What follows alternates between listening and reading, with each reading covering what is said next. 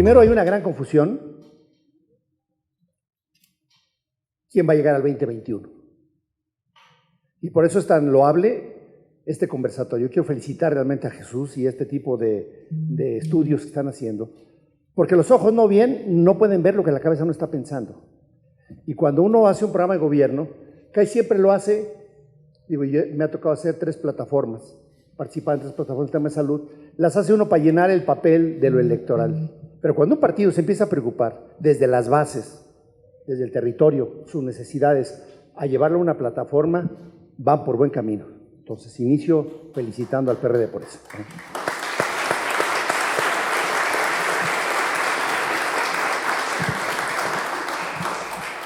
El segundo planteamiento de gran confusión que existe es confundir la salud con la atención médica. Y casi siempre cuando alguien habla de salud está pensando en la atención médica y ese es el grave error, a mi juicio. La salud es el punto de encuentro, al menos entre 3 actores relevantes. El más importante, como ya expresó el doctor Landín, es la persona, su familia y su comunidad. Ese actor es relevante.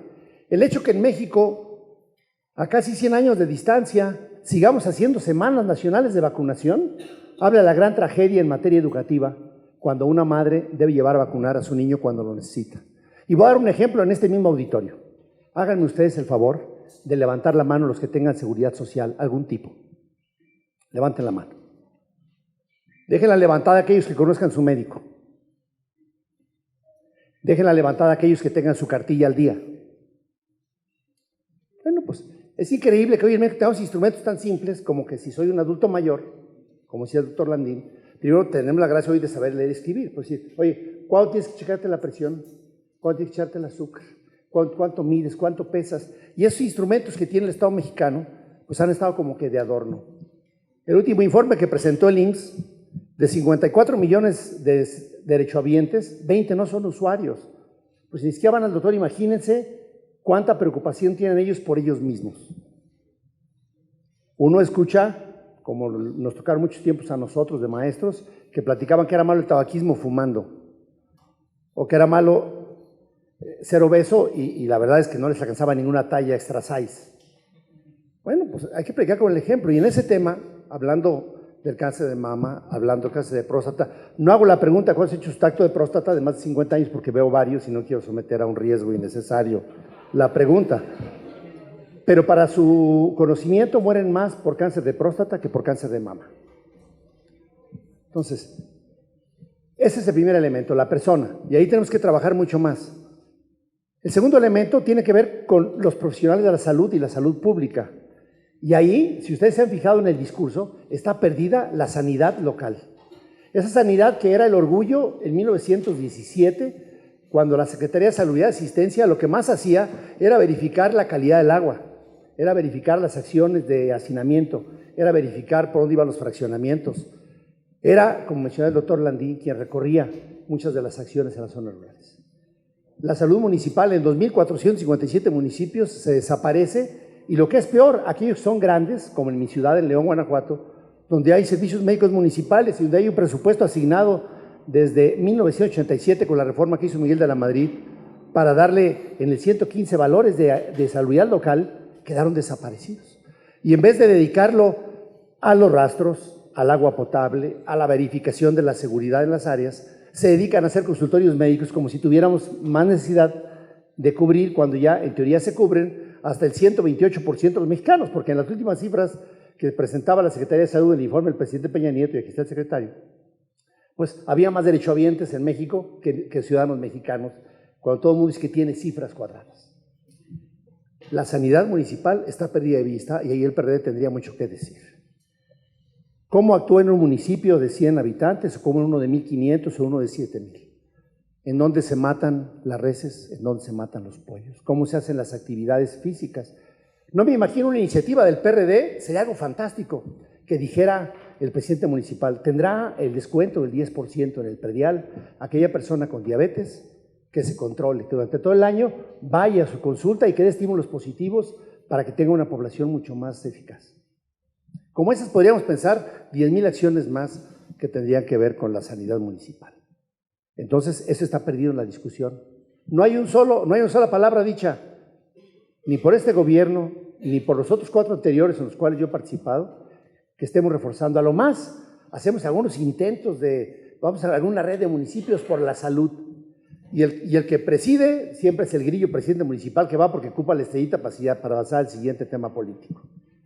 Y si les hacemos la menor prueba de cotejo de habilidades y destrezas, ya sea del presidente municipal o de su síndico y de su regidor que tienen que ver con salud, o del jefe de la jurisdicción, sería otro tema. Y de ahí un grave tema es poca ciudadanía comparada. Miren, el primer informe mundial dice, mejora la salud en el mundo, coma, decía, eduque a la mujer. Porque un hijo de una mujer educada muere menos. Porque un viejo de una mujer educada muere menos. Porque una mujer educada en su comunidad hace que rinda mucho más los aspectos que tienen que ver con la salud. Y hasta ahorita no hemos hablado de atención médica. Entonces, la persona, la sanidad local, los profesionales de la salud es el siguiente punto de encuentro. Y ahí hay muchos más retos por hacer. A lo largo de todo este tiempo, aunque se digan los salubristas y se puedan sentir ofendidos, perdieron su lugar, nadie se los quitó. Y nadie se los quitó porque Malaya, cuando los presidentes municipales empezaron a nombrar a los jefes de jurisdicción y empezaron a nombrar a los secretarios de salud sin el perfil requerido. Yo me recuerdo la primera vez que llegué de secretario y se despedía José Antonio González, un tipo estupendo, inteligente y brillante. Y dijo, bueno, ¿quieres pedirme? Pues usted sepa, pues, yo no soy secretario, yo no soy médico. Le dije, usted sí es médico. ¿Cómo? Usted es traumatólogo, porque de huesos sabe mucho. Y después llegó un economista. Llegamos a tener en Querétaro un secretario de salud que vendía colchones.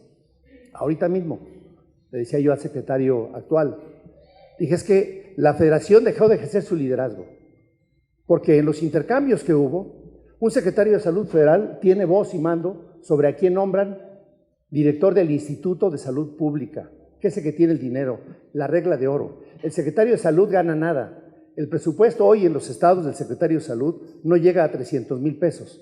Y el presupuesto del Instituto de Salud Pública, que es el órgano desconcentrado, un organismo público descentralizado, es casi en Guanajuato de más de 10,000 millones. Pues el que sea el director del instituto, que está firmado por un convenio, yo le decía al secretario, cuando empiezan a criticar el sistema, ¿no? No, bueno, esas están malas cosas. Dije, a ver, secretario, ¿usted lleva aquí cuánto rato? Ya el rato que lleva. Ya nombró al de Jalisco, ¿es médico? Hay uno que no es médico y usted lo nombró. Yo nombré nada, pues bueno, usted permitió que lo nombraran, porque no ejercen su papel. O sea, este desconocimiento de la estructura que está firmada hoy y que es historia y que es jurídico en México, se está perdiendo. Así pasa con el secretario de salud, así pasa con los jefes de jurisdicción. Y la salud pública, que bien mencionaba el doctor Landín, tiene que ver con esa estructura jurisdiccional básica que atiende a los mecanismos de salud pública, que por cierto son esos y no los actuarios del personal médico los que han aumentado la esperanza de vida en México. Personas, profesionales y la salud municipal. Y el tercer elemento y último somos los políticos. Y por eso es un buen augurio que el PRD esté pensando en su plataforma al 2021, pensar cómo incidir a la salud, porque se ocupa la voluntad política. Miren, el presupuesto en 2019 en dinero, en financiamiento, es inferior al del 2012. Durante todo el tiempo del presidente Peña Nieto, el presupuesto se redujo en términos reales. Hoy es 21% menos que a precios nominales, a precios reales, deflactando la inflación que el año 2012. Todo el mundo se llena la boca, los políticos, de decir que nos interesa la salud. En días pasados estuve en un conversatorio y entonces una persona que preside la industria, estando ahí en una mesa con periodistas y estando presente el titular del Consejo de Seguridad General, dijo, quiero decir que es histórico el interés del presidente Andrés Manuel López Obrador por el tema de la salud. Dije, ay, no marches, dame 2 elementos que diga que es histórico. Digo, usted revise cualquier informe de gobierno y se va a dar cuenta que todo el mundo dice que es muy importante. ¿Tiene recurso? ¿Tiene política pública clara? Puede ser, porque a veces el dinero no alcanza. Pero imagínense ustedes a Pepe Mit, con un tipazo que estaba como candidato a la presidencia de la República, Pepe Narro, ¿Creen que le iba a dar presupuesto a salud? Ni madres, le bajó 2 veces, en 2 años consecutivos, y la oficina más afectada fue la oficina del secretario de Salud Federal. Él no lo va a decir, pero yo lo puedo decir. Porque aparte ahí están los datos. Que es el segundo dato. Y se lo quiere decir, que lo diga. Ahorita se oye, van a ver. Pero imagínense ustedes, los políticos, y yo apelo a que este conversatorio continúe, porque como verán tiene muchísimas aristas de las cuales podemos discernir varias, pero en ellas, y les digo esto a los chuchos que están aquí presentes, yo no quise decir dinosaurios ni nada de eso, es que hay que hacer un conversatorio serio, un conversatorio de política basada en la evidencia, porque nadie en México, ni del PAN, ni del PRI, ni del PRD, ni de nadie, le puede quitar los éxitos a tantos salubristas, a tanta gente que hizo la ingeniería sanitaria y que ha permitido que hoy México tenga una esperanza de vida por cada persona mucho mayor que en otros tiempos. Nadie puede negar hoy que los mexicanos, con un indicador global, está avanzando. Tan está avanzando pues que nos generan nuevos retos, y esos retos tendrán que verse construidos. Nadie hoy puede negar los avances en la atención médica de los mexicanos. ¿Que hay muchos retos? Pues sin duda. Hoy en la mañana nos amanecimos en Guanajuato con que ya no hay medicamentos de quimioterapia para los niños en el hospital de alta especialidad. Y tenemos más de 90,000 millones en el Fondo de Gastos Catastróficos. La ineptitud, ignorancia o tontera, o una palabra que usaba un cantautor del sur, que no voy a decir, pero decía que su abuelo le tenía mucho miedo porque eran muchos. No es posible que hoy todos aquellos enfermos que no tienen recursos, todos aquellos menores de 18 años con cáncer, todos aquellos niños prematuros que van a una incubadora, todos aquellos que requieren un stent, todas aquellas mujeres que tengan un cáncer de mama y que van a seguir con tratamiento el próximo año, se vean amenazados por alguien que por ligereza y estupidez pretenda quitar un fondo que garantiza actuarialmente atender a los más pobres de algo que es muy grave. Pero no va a bastar lo que haga el PRD, ni el PAN, ni demás juntos. Se ocupa que se mueva más la sociedad, y es otro gran reto que podría hacer el PRD. Yo no me imagino hoy a una mamá en el hospital con su niño con cáncer, que tiene el derecho por póliza garantizado de atención a la salud, que no lo tenga. El tema de financiamiento, ahí está. En la primera iniciativa, y en Nayarit, el presidente por la mañana decía el 12 de julio, y he dado instrucciones a Hacienda para que en este momento del dinero ese de gastos catastróficos se use para lo que se necesite para un instituto de salud para el bienestar, que nadie dice qué es, y en la iniciativa que estaremos discutiendo en el Parlamento Abierto en los próximos días no dice nada. Hoy, el avance que tienen los mexicanos,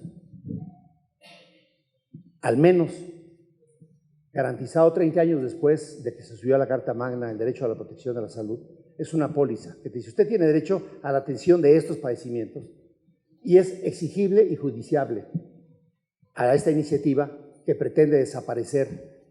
Porque no solamente es tripartito entre el patrón, el obrero y el Estado en el IMSS, también es igual en el ISSSTE, y también es igual en la Secretaría de Defensa Nacional y la Secretaría de Marina, y a través de la ley de paraestatales en Pemex, y a la vez de la población no asegurada para nosotros. Pues la población no asegurada también está pagando impuestos. Podríamos luego discutir con otros mecanismos de financiamiento, pero sin duda que el que hoy tenemos es mucho menos malo que lo que estos personajes pretenden hacer. Pero ocupamos mayor movilización en este tema, porque no es correcto lo que se pretende hacer. Por último, y no quiero dejar de decir otro tipo de aspectos. ¿Cuáles son los otros retos? Pues hacer observatorios más especializados en cada una de las áreas. Miren ustedes, si hablamos de la población de menos de 5 años, pues estamos ahorita en un grave riesgo de seguridad en salud. El doctor Narro le tocó vivirlo como subsecretario, le tocó vivirlo como rector y le tocó vivirlo como secretario. La medida más costo efectiva en este país se llama vacunación. Es verdaderamente trágico la ausencia de vacunas en estos días en México. Ya hay un caso de sarampión importado en Chihuahua, una mujer reconocido. Por fortuna, los 75 alrededor de ella fueron negativos. Pero la tasa de vacunación y más en instituciones federales como el ISSSTE, es bajísima, aunque digan lo contrario. Por eso es que el miércoles pasado en la Cámara de Diputados convocamos al presidente del Consejo Nacional de Vacunación para que nos explique qué está ocurriendo. No puede ser que ocurra. No puede ser que no le podamos dar instrumentos del Estado mexicano a la salud en su conjunto, IMSS, ISSSTE, SEDENA, para que tengamos contratos multianuales de vacuna. Algunas se producen en México, muy pocas las ven, la mayoría se compran afuera. Aunque tengas el dinero, llegado un momento de crisis, no vamos a tenerlas, porque no las hacemos. Y una descentralizada de la Secretaría de Salud, desconcentrada de Laboratorios Birmex, parece que se dedica, como los importadores de China, solamente a traer cosas, en vez de hacer un mecanismo diferente de acción. Las vacunas es un grave problema, hay riesgos de seguridad en salud, y estos riesgos empezaron en Venezuela, cuando empezó la caída, y ahí empezó el brote de sarampión. Apenas 2 años después que dijeron, las Américas libres de sarampión, pues ni madres, y ni madres significa no es cierto. O sea, en términos llanos en Guanajuato así se dice. Entonces, en el tema de la obesidad, el segundo tema, obesidad y todas las cargas que tiene. Nos llenamos la boca de decir del Producto Interno Bruto, la mayoría de lo que se gasta en salud es de la bolsa de las personas. Porque les vamos a negar ese avance a las personas cuando el presupuesto de salud ha disminuido en 7 años consecutivos. Ahí tenemos también que trabajar más seriamente y verificar fuentes de impuestos. A lo más que se logró, en el caso del tabaco y las bebidas, de los impuestos saludables, digo yo, impuestos especiales de salud y servicios, los IEPS, que se asignaron un poquitito. ¿Saben cuánto ese poquitito se mandó a salud? Ni un peso. Pero sí, en la tribuna los diputados nos pusimos. Bueno, en esta legislatura, les platico un último detalle. En esta legislatura fue impresionante. Hubo en una mañana que aprobamos como 80 días nacionales de la salud. El día del cáncer, el día del linfoma, el día no sé cuántas cosas. El día de la mujer, el día de la reconstrucción mamaria. Todos los días, ustedes se imaginan. Y las diputadas se llenaban la boca del logro de llamar el Día Nacional. Bueno, obvio decirles que para obesidad y sobrepeso venían 30 millones de pesos de presupuesto. Si no metemos una reserva y se lograron 500 millones de pesos más, díganme qué autoridad sanitaria puede, con 3 pesos por cabeza por año, atacar de manera seria el sobrepeso y la obesidad. Y en días pasados toman como el gran avance el poderle poner 4 sellitos a las etiquetas. Digo que es bueno, ¿no? Digo, eso es bueno mejor que nada. Pero no hay política de Estado. Aunque ahorita Pepe Narro va a poder decir lo que él hizo, nombrando a llamar a toda la población, a las industrias, a las universidades, a un gran plan nacional contra la obesidad, que ya se les olvidó como si no existiera nada. Yo por eso digo, hagamos un conversatorio serio, recuperando lo que ha habido, si quieren desde 1810, porque el principal salubrista, fundador de la Escuela de Medicina de la UNAM, don Casimiro Lisiaga, guanajuatense, por cierto, cuevanense, y luego un segundo, que fue secretario de Salud durante 25 años, Eduardo Lisiaga, cuevanense de Guanajuato, capital también. Pues hay muchas historias que no se ocupa mucha ciencia para saber cómo van. No hay Sistema Nacional de Salud, no hay. El secretario de Salud no manda sobre las otras instituciones, aunque quiera. A lo más le ofrecen un silloncito ahí en el Consejo de Salud del Seguro Social y el del ISSSTE, pero no manda. La propia ley del 83 y la Ley General de Salud lo excluye de tomar las decisiones. Para la organización, funcionamiento y todo lo hace el secretario, menos en las de seguridad social. Entonces tenemos que darle las herramientas y cambiar. Obviamente ha sido muy complejo, ni el doctor fundador de este avance en la Constitución, el doctor Guillermo Soberón, logró hacer lo que él hubiera pretendido, que era realmente ser el sector. Y las mentiras que se dicen en las propias iniciativas, y que dice el presidente por desconocimiento, dice, y los organismos sectorizados son salud. A ver, salud no está sectorizado a salud. El IMSS no está sectorizado a salud. El ISSSTE no está, porque la propia ley prevé que no sean sectorizados, por eso se mandan solos. Entonces también hay tarea por hacer en ese tema. De esto de entrada, yo les diría, me parece una grave amenaza para este país el que hoy un ciudadano, el más pobre, que tiene hoy un presupuesto asignado poco o mucho, que se paga con los impuestos, que es exigible, que es judiciable, y aquellas enfermedades, quisiéramos que hubiera más, pero también de manera muy seria, uno va calculando cuáles para que no se acabe ese fondo, se pueda atender. Son 15 años de avance y de retos aprobados por todos los mexicanos y el PRD fue un líder en eso. Yo los invito a que convoquemos a la ciudadanía, a que no dejemos perder ese derecho porque algún imbécil pretende hacerlo. Es cuanto. Gracias. Para alusiones personales. Buenas tardes. Muchísimas gracias por la invitación. Usted debe ser Ciro Mayén. Cada vez que nos vemos nos presentamos porque se le olvida quién soy. Y muchísimas gracias por la invitación. Muchas gracias a ustedes por estar aquí. Nótese que cada uno de los conversadores previos tomaron más del tiempo asignado. Pues a mí no me lo empiecen a contar porque voy a hacer exactamente lo mismo. 2, a mí me parece realmente espléndido el ejercicio que estamos realizando. Me da muchísimo gusto por ello estar aquí con ustedes. Y sí voy a tomar algunos minutos para estos asuntos de alusiones personales, pero también otros para entrarle al tema de fondo. Primero le diría yo aquí al doctor Landín que ahorita que hacía sus comentarios le voy a contestar con un aforismo de un gran profesor universitario, el maestro O'Gorman, que dijo algo que responde a lo que decía el doctor. Decía él, becerrito, y los demás son miuras.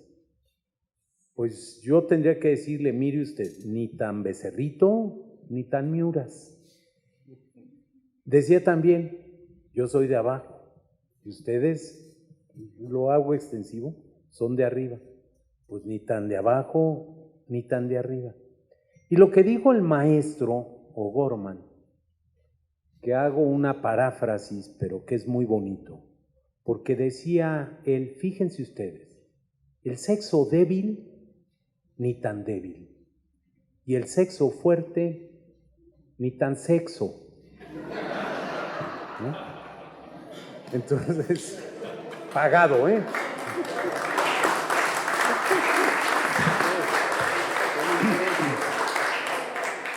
Déjenme también hacerle algún comentario a mi muy respetado amigo, a Héctor Sinache,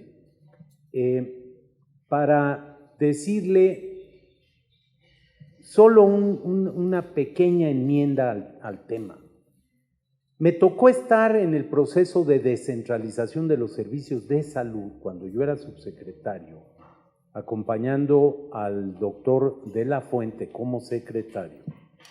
Y nos llevó mucho tiempo, muchos meses, un par de años, poder realmente avanzar y hacer la transferencia de los recursos, de la infraestructura, los recursos humanos, las plazas, el presupuesto, el equipo, el mobiliario, los inmuebles. Realmente fue un ejercicio extraordinario. Y eso conllevó la necesidad de que se sacrificara una de las potestades del secretario o secretaria, ya tuvimos una, de salud, que era el designar a los secretarios de salud en las entidades federativas. Pero quedó ahí bajo la interpretación y se cumplía, ya no, ya tiene muchos años, más de 15, casi 20, que no se cumple. El que el gobernador le presente en esa cortesía republicana una terna al secretario federal para que él, en el análisis y la consideración con el gobernador, designen al secretario de salud del estado. Eso ya no existe.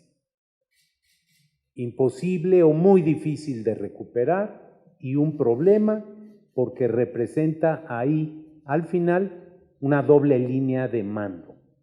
Y un día aprendí, Héctor Jaime, un día aprendí que solo hay algo peor que tener al mando a un mal jefe, y es tener a dos buenos, porque entonces no hay línea que se cumpla.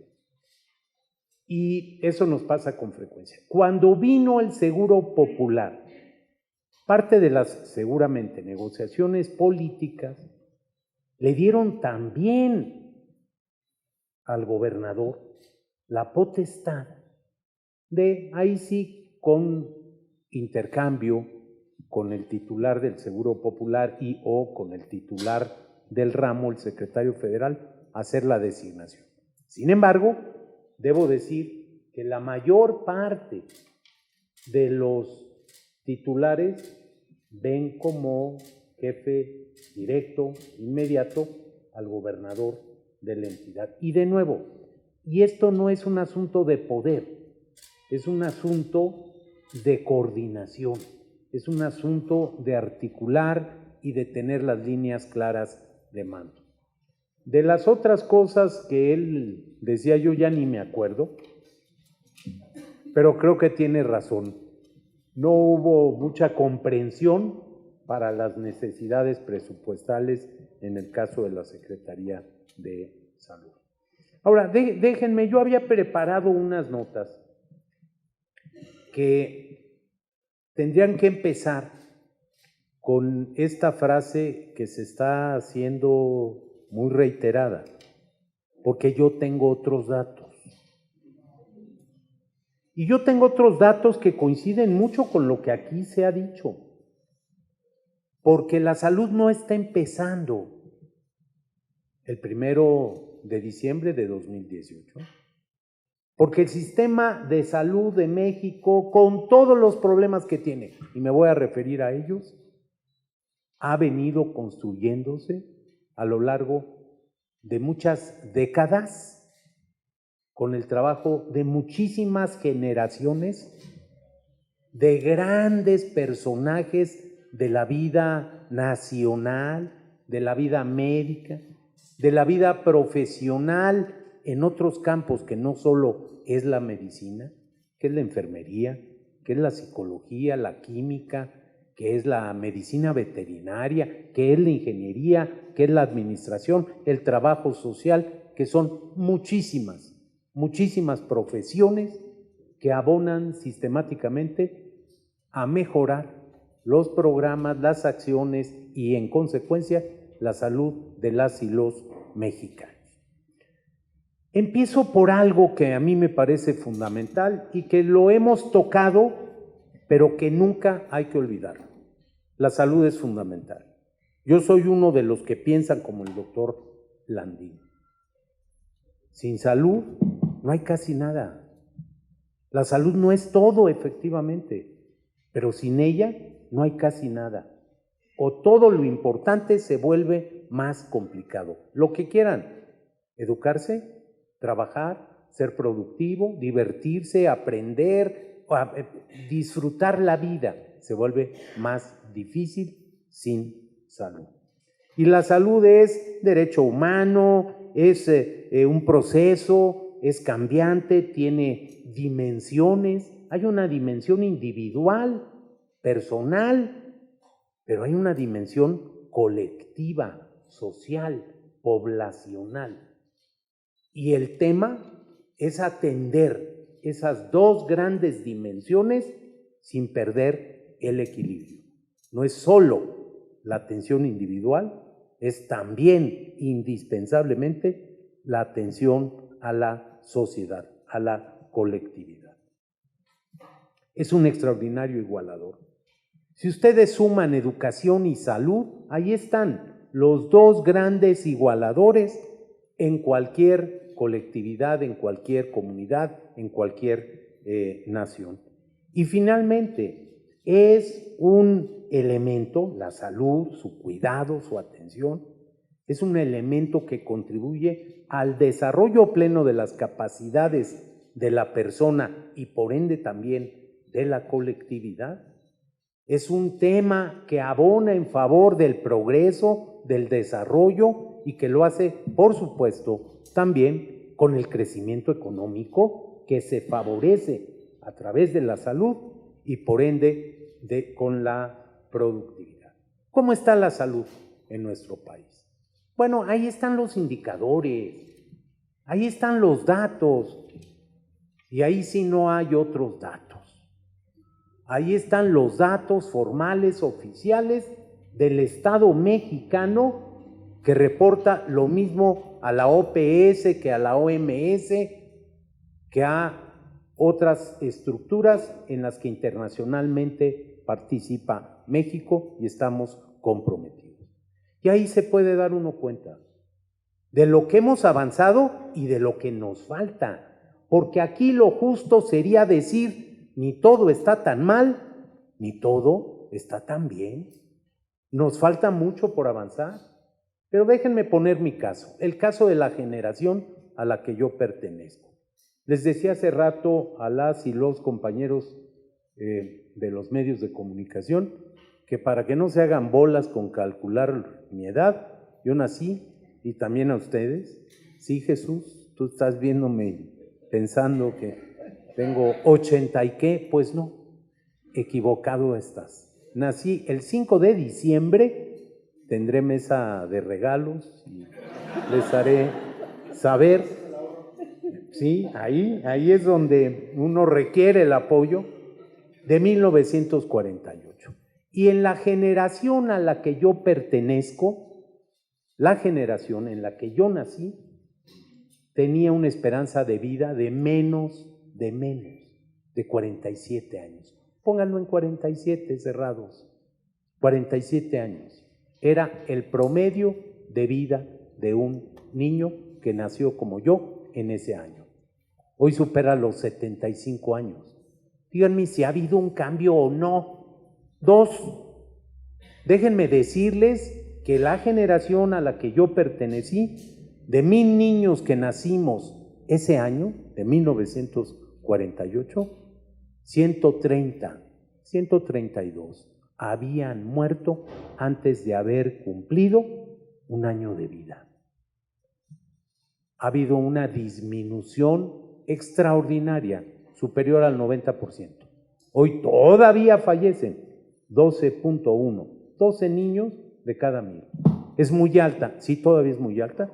Hay países que tienen una tasa de mortalidad infantil apenitas arriba de 3, Cuba apenas arriba de 4, Costa Rica anda cerca de 8, 9, como Argentina.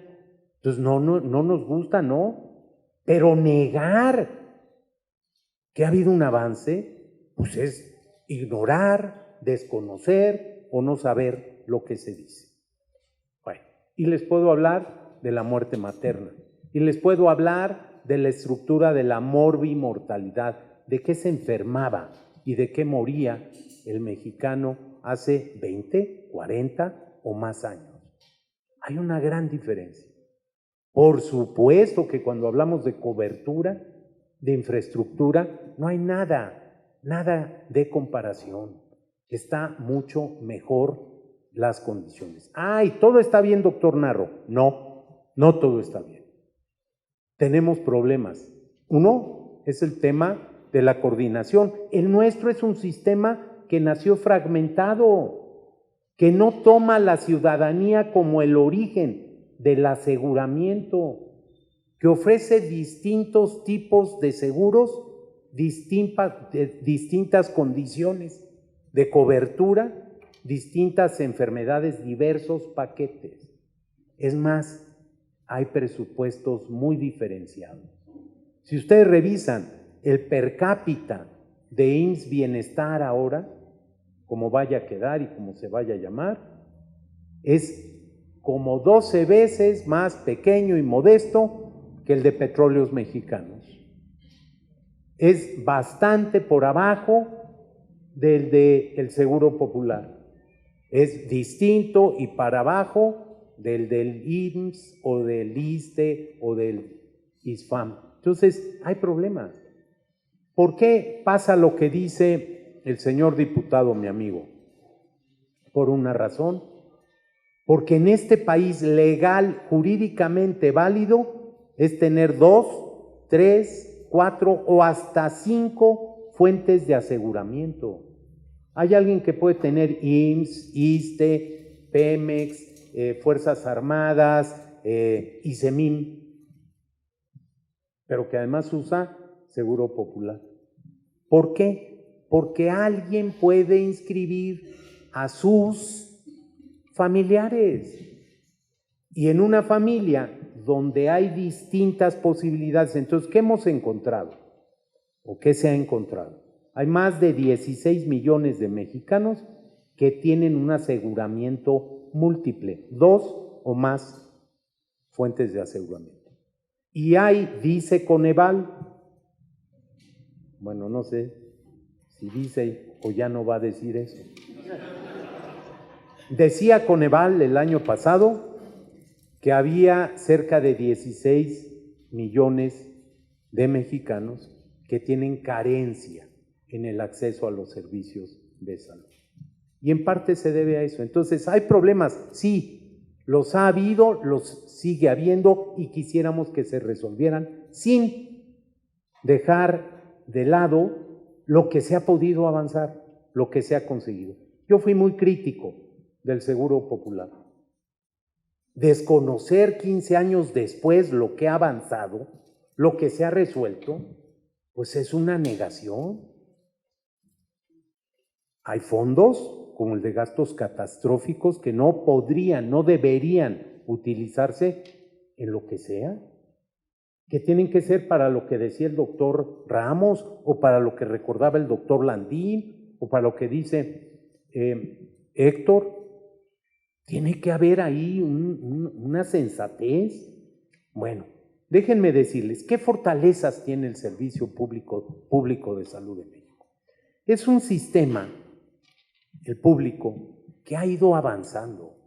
Miren, hoy compárenlo con las épocas donde no había llegado el neoliberalismo. Que por cierto, en salud nunca, jamás hemos pensado en términos de esas condiciones políticas, ideológicas. La salud siempre fue un elemento de unidad, no un factor de división.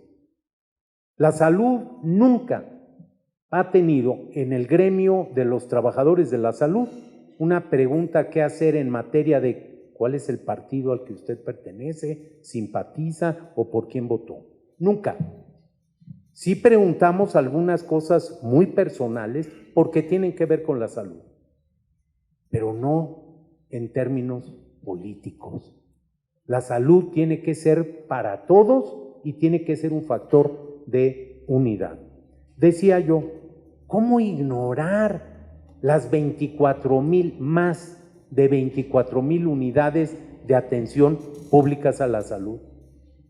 ¿Cómo hacer como si no existieran casi 1 millón de trabajadores de la salud y la seguridad social? ¿Cómo ignorar que hay 320,000 casi enfermeras, 215,000 casi médicos en el sector público? ¿Y cómo hacerle para creer que no existe en promedio 1 millón de mexicanas y mexicanos que van a los servicios públicos de salud en promedio cada día, cada uno de los 365 días? El doctor Ramos hablaba del caso de Michoacán y tiene toda la razón. En el ámbito nacional, en lo público, 4,300 nacimientos diarios son atendidos. 16,000 ingresos hospitalarios diarios, 10,000 cirugías aproximadamente diarias, 100,000 atenciones de urgencias diarias, cientos de miles de consultas especializadas y o de medicina general y también decenas, veintenas de miles de acciones de orden preventivo. Entonces, no se puede descalificar a la historia, como no se pueden dejar de reconocer los problemas que existen. Y los problemas que tiene el sistema se pueden resolver y requieren recursos, requiere financiamiento, entre otras cosas. Tenemos que aprender a identificar, no lo tenemos. ¿Dónde está de verdad la gente que no tiene cobertura? Lo tenemos que hacer. Tenemos que encontrar la metodología para claramente identificar a cada uno de los casos, porque si no, como bien dice Héctor Jaime, no nos van a faltar gente que esté cubierta, cuando en la vida real sabemos que no tenemos cobertura plena. Hay programas exitosos, ahí ya lo dijeron, vacunación, se nos puede caer. Planificación familiar ha sido realmente un éxito de una política pública nacional, con sus asegúnes en algunos momentos, por razones ideológicas. Pero oigan, México tendría, en lugar de 125 millones de habitantes, 160, si no hubiera habido una política que dejó, por cierto, que la pareja decidiera el número de los hijos, el espaciamiento y que el Estado fuera responsable de dar la información para que con libertad se decidiera y con los problemas que se presentaron. Tenemos vigilancia epidemiológica, tenemos capacidad de reacción, tenemos laboratorios de salud pública. No puede desdeñarse y no puede desecharse todo eso. Hay debilidades, sí, ya se dijeron, sistema fragmentado, duplicación innecesaria, insuficiencia presupuestal crónica, mala distribución en el territorio nacional de los recursos, pero no nos hacen falta. Tenemos que tener cuidado porque si nos vamos con la idea de que lo que hay que hacer es formar más médicos, los vamos a tener pronto en la calle protestando, porque no hay espacios.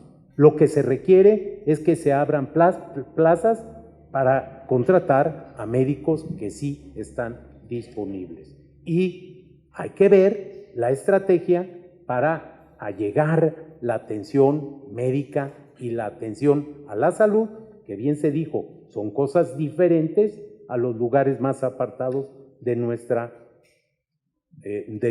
país, de nuestra nación. Ahí están los grandes enemigos de la salud, desde la pobreza a la ignorancia, pasando por el estilo de vida que tenemos en nuestro país. Ocupamos lugares que no son nada honrosos en materia de obesidad en todos los grupos de población. Estamos en todos los grupos en los primeros 5 lugares para no entrar en discusiones, en niños, en adolescentes, en niñas, niños y adolescentes, en las personas adultas, en jóvenes, en todos los grupos. Y por supuesto que hay riesgos, y aquí ya los dijeron mis compañeros, y los riesgos se están incrementando. Si en lugar de conservar lo que funciona, lo ponemos en riesgo, le vamos a hacer un muy mal servicio a la sociedad. Si en lugar de corregir lo que no funciona, porque sí hay cosas, dejamos que se profundicen los problemas, si vamos a dejar que nos gane a veces la ignorancia, el desconocimiento, la insuficiencia de una política pública o la incapacidad para la toma de las decisiones o vamos a arriesgar lo que pase en materia de salud en nuestro país. Yo podría seguir abusando del tiempo del conversatorio, pero la parte más sabrosa debería ser, Ciro, la de las preguntas, la ronda de preguntas, y pues simplemente termino diciendo, yo espero que este ejercicio pueda ayudar a dos cosas: a la construcción de una política que tome en cuenta lo que sí ha servido, lo que sí ha funcionado y que plantee correcciones a las necesidades, los problemas, las insuficiencias y deficiencias. Y en segundo término, a que esto se pueda seguir profundizando. No vamos a acabar con un tema tan complejo, tan amplio como es el de la salud en una sola sesión de esta naturaleza. Yo vine aquí porque a mí me invitaron, y si a mí me vuelven a invitar, yo voy a volver a venir porque creo en eso, en la salud y en la educación.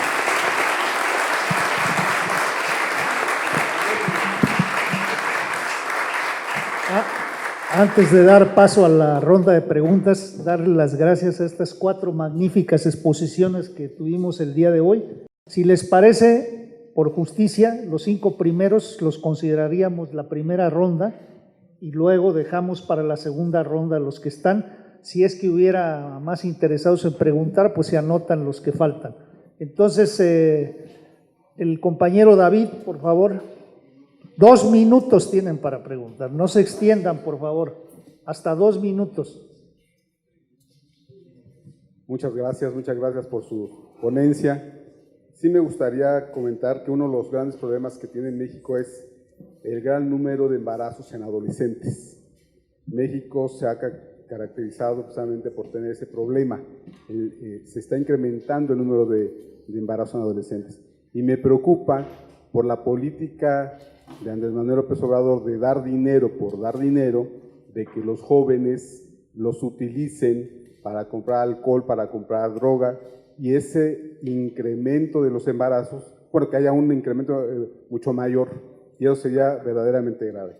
Entonces, aquí la pregunta es a los ponentes, sobre todo que estamos empezando a discutir en Foro 21, precisamente este nuevo marco legal, nuestros estatutos, el programa, es que el tema de la educación integral de la sexualidad y salud sexual sea considerada como una política de Estado.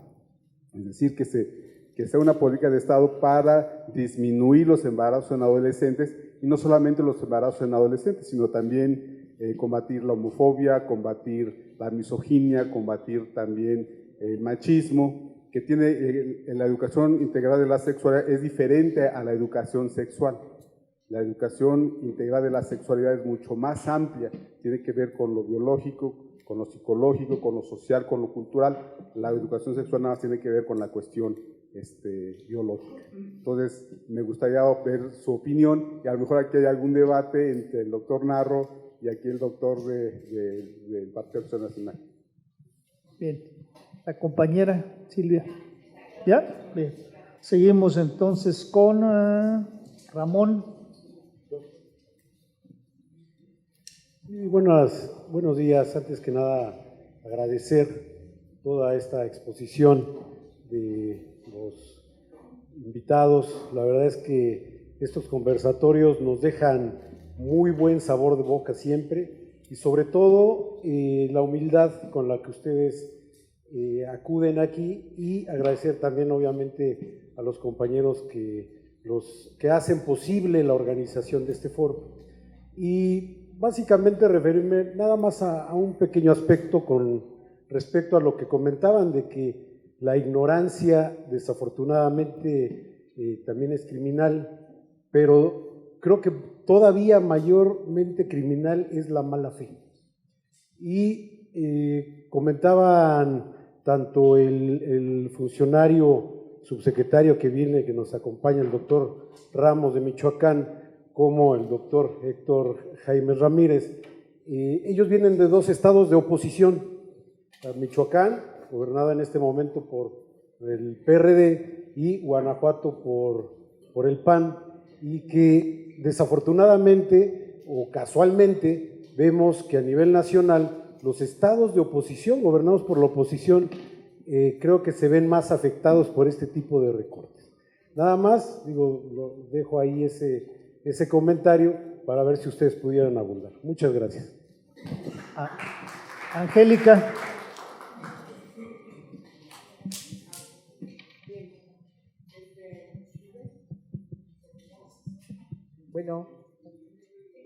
voz en cuello. Te No, y oímos si bien. no, bueno, creo que sí soy yo.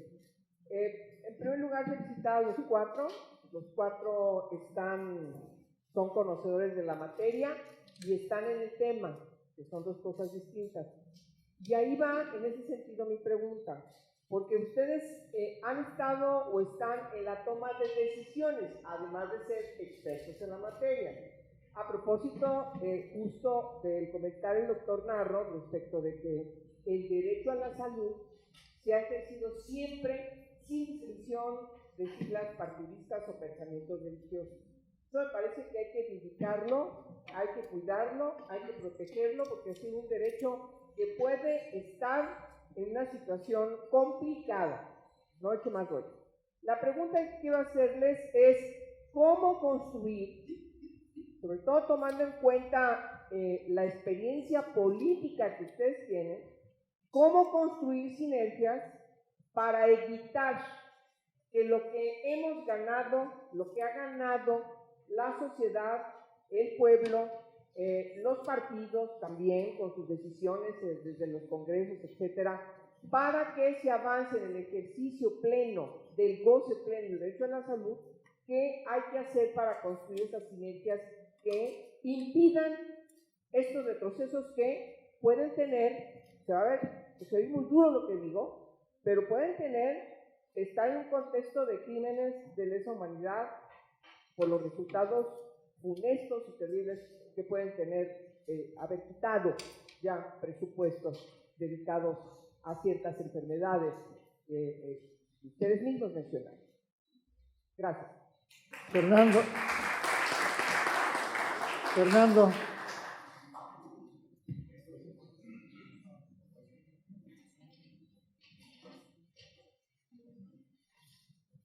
Gracias.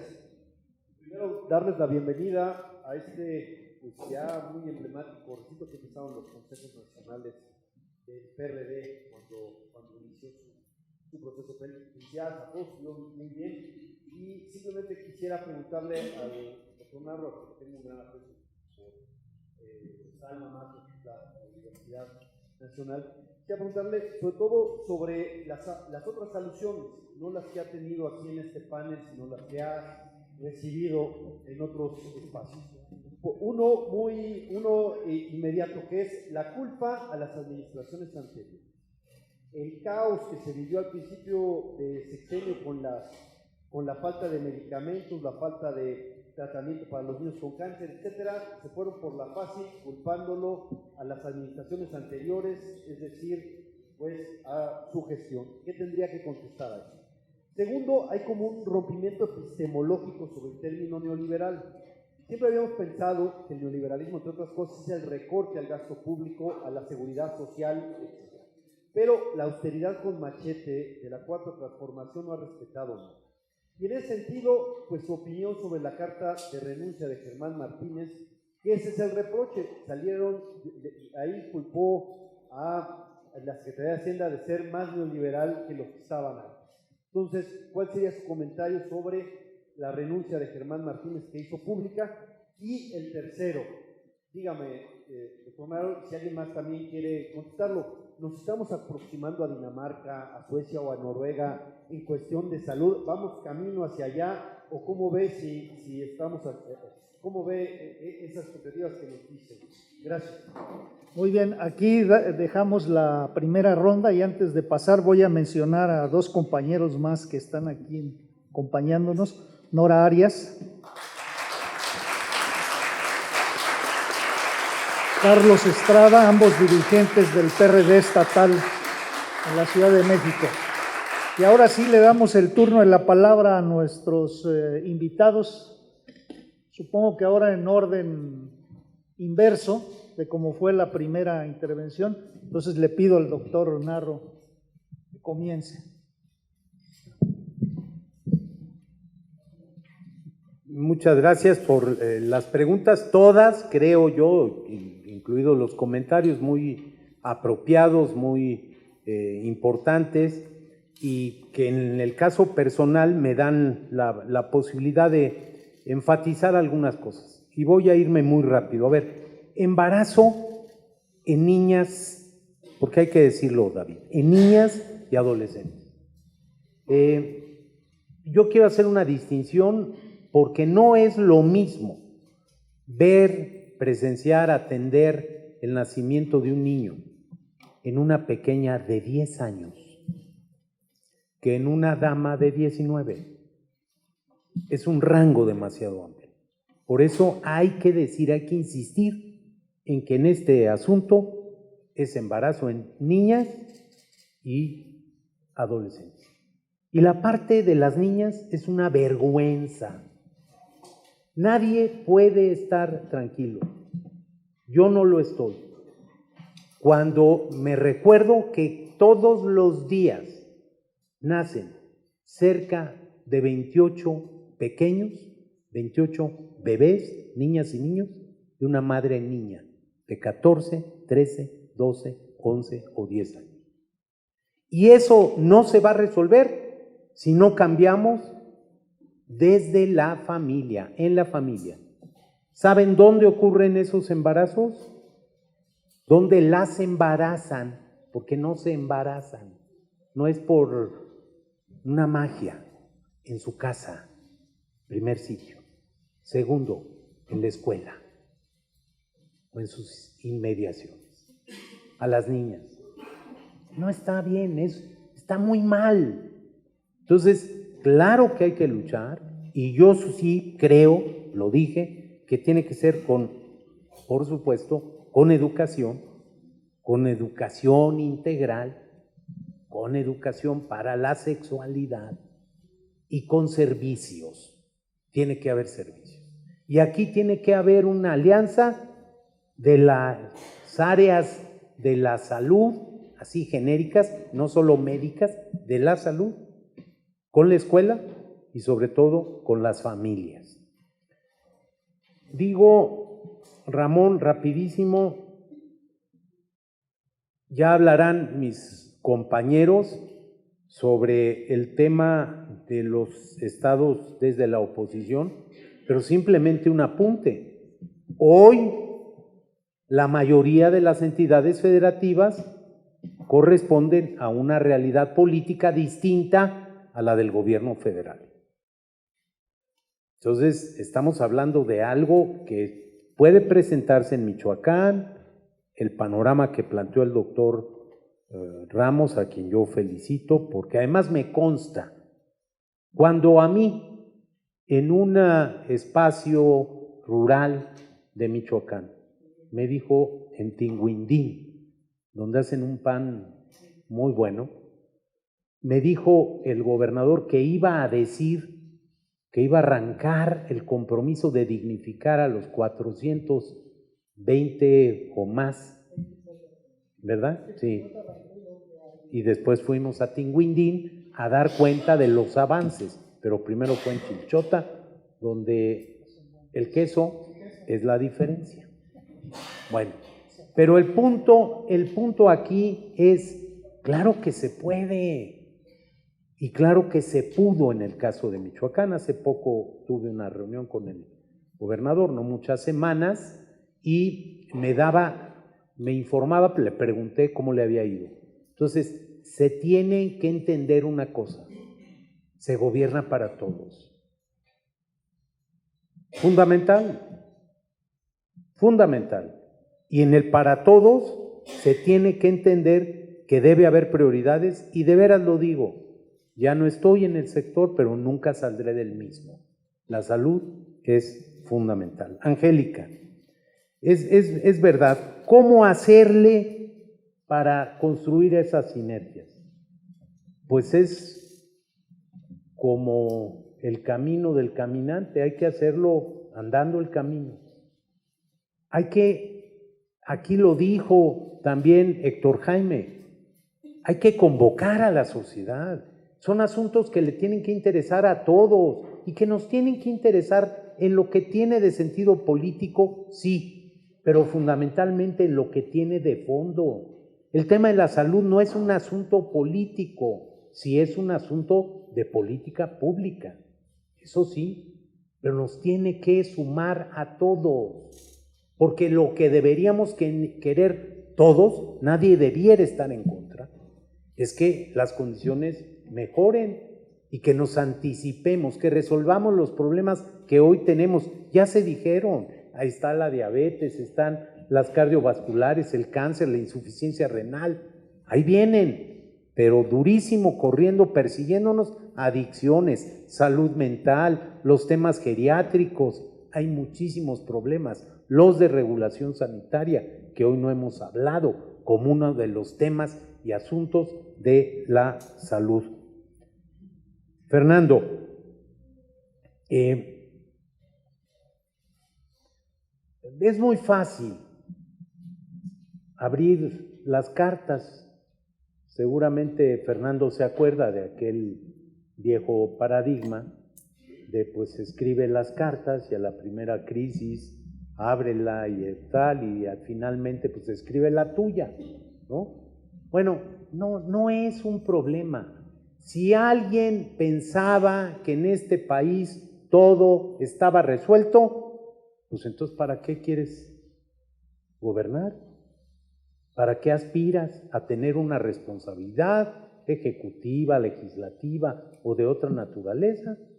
Pues todo está resuelto. No, claro que hay muchos problemas y nadie debería sentirse llamado al engaño, pero nadie debería desconocer objetivamente la realidad. Se dijo aquí, para resolver un problema se necesita un diagnóstico. Si no lo tenemos, no vamos a acertar en la terapéutica, en la solución. No hay medicamentos globales, no hay soluciones absolutas. Todas y cada una de las condiciones reclaman un enfoque diferente. No, de verdad, lo digo con mucha responsabilidad porque sí me toca a mí y yo asumo lo que a mí me toque, pero tampoco me concedan la capacidad de en 2 años y 9 meses haber echado a perder todo, pues ni que fuera tan bueno yo, pues no.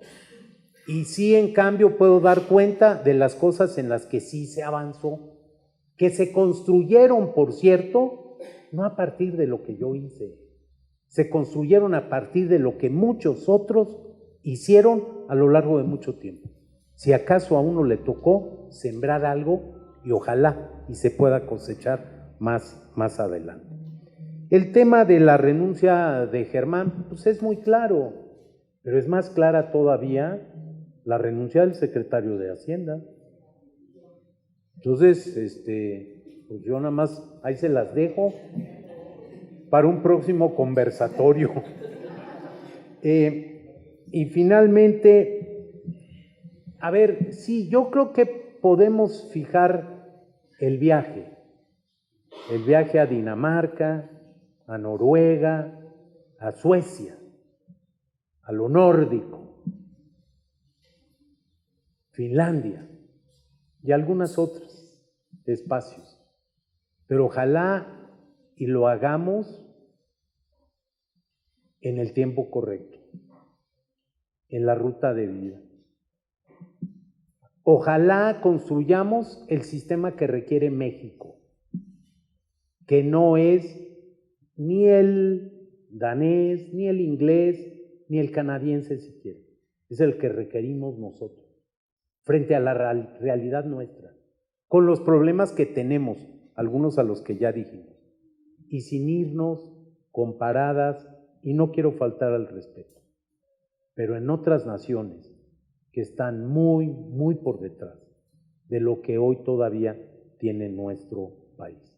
Sin irnos con el reloj al revés, con el calendario equivocado y avanzando, porque también puede pasar que nos vayamos para atrás en el calendario y en el reloj. Gracias, doctor. Ramírez Barba, quiero mencionar también que participa de este conversatorio Ángel Ávila Romero. Gracias.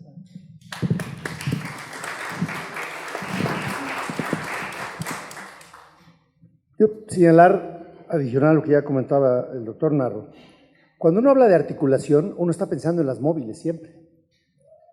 Pero el cerebro está cubierto por puros huesos y articulaciones inmóviles.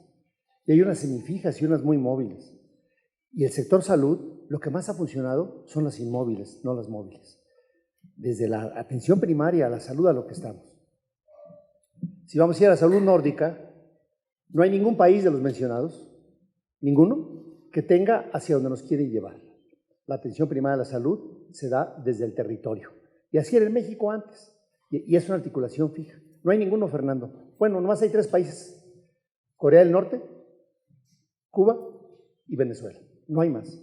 Como están planteando hacer el sistema de salud. Me parece, el segundo pues puede ser el dinero, el tercero la formación de recursos humanos. Y me parece que no es la vía hacia donde debiéramos de ir. Es decir, los ingredientes no pintan que vayamos para allá. O sea, hago los mismos votos que el doctor Narro, pero pintan que no vamos para allá. Estamos muy lejos de la salud nórdica. En los temas de cómo poder hacer un poco de sinergia, yo creo que hay muchos ejemplos, pero la salud siempre ha sido un punto de encuentro. Desde que se creó la ley de salud hasta ahorita, las mayorías legislativas han sido siempre por más del 90% los votos. La única vez que estuvo baja, porque fue y vino, tuvo que ver con el tema de la salud reproductiva y las malas interpretaciones del aborto o no aborto. Una sola decisión de más de 100. Entonces, hay manera de hacerlo punto de encuentro. Y ahorita ya soy como diputado a defensa propia, está diciendo que el presupuesto que nosotros aprobamos, porque siempre dicen, es que los diputados, el Ejecutivo dispone y el Legislativo dispone, ni madres, o sea, el Ejecutivo manda y así se hace. En este caso no cambiamos ni una coma. Logramos poner un poquito más de 1,000 millones de pesos al tema de salud, pero no modificamos nada. O sea, no le vayan a echar la culpa a los diputados, porque también puede ser que en esa historia desmemoriada se esté echando la culpa. O sea, ¿por qué no vino el presupuesto de obesidad? Pues porque dice que era muy valioso y no vino. ¿Por qué no vino presupuesto para el cáncer? Porque dijeron que era muy valioso y no vino. Es decir, tenemos que hacer un conversatorio serio y ojalá que nos demos el espacio el 8 de septiembre para ver esos presupuestos en las 2 cámaras. En los próximos días, Morena y sus colegas quieren pasar la iniciativa que presentó Mario Delgado.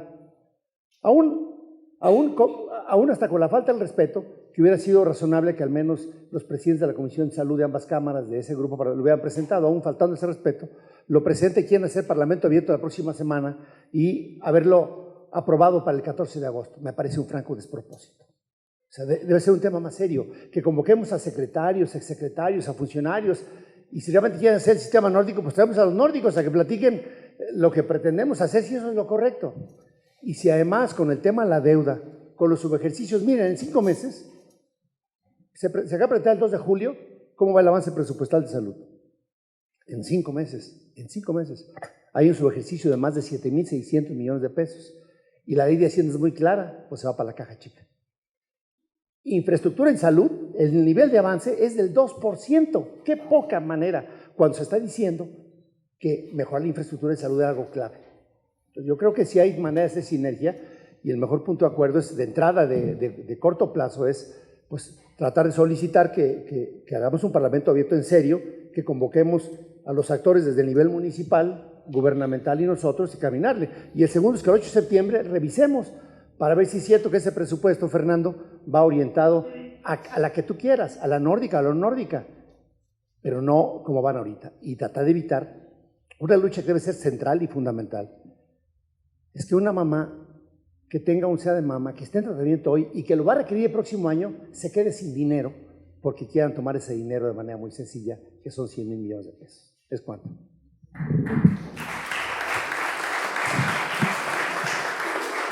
Doctor Landín, por favor. Bueno, yo no me cansaré de insistir en la coordinación. Hace 40 años en mi estado, con la confianza y la voluntad política de un gobernador maestro rural, Esparza Reyes, y con la novatez de un secretario de salud estatal que se llamaban normalmente, como debían llamarse, jefes de servicios coordinados, a quien le dio la confianza a mis 28 años, llegué y encontré el desorden en las acciones de vacunación, El ISSSTE decía una cosa, el seguro otra, ferrocarriles otra, salubridad otra, los papás otra, los pediatras otra. Y le pedí permiso y le dije, ¿me da confianza para poner orden y coordinar? Y me dice con la sencillez de un maestro rural, si no vas contra la ley y vas en favor de la salud de la población, adelante. ¿Coincidimos? ¿Unificamos? No debo de negar la acción de Heredia Duarte, era director de epidemiología, Rafael Heredia Duarte, de Cumate, mi maestro de infectología, que era entonces solo el maestro de infectología y un investigador en el IMSS, que los llamé, a ver, necesito que me ayuden, me habían dado clase a mí, tengo la voluntad política y la voluntad de coordinar. Es un desorden en las vacunaciones y las coberturas no llegan al 30%. A eso agreguen que decían que el presidente Echeverría esterilizaba niños a través de las vacunas. Ordenamos, coordinamos y se hizo el documento sine qua non para todo trámite de los niños aguascalentenses.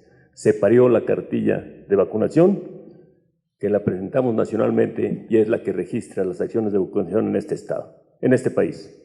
Ese es un ejemplo de coordinación a pesar de la novatez. Cuando hay voluntad basada en el conocimiento, fueron Cumate, Heredia, etcétera, pero y en favor de los mexicanos y su salud. Con eso quiero.